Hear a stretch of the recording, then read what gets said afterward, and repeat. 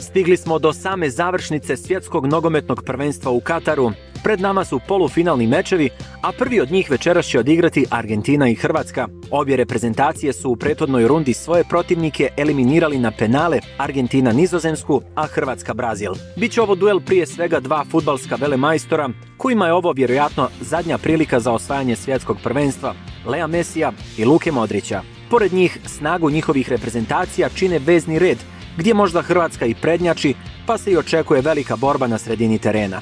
Oba izbornika imaju nekoliko opcija u napadu, pa će se prvih 11 znati pred sami početak meča.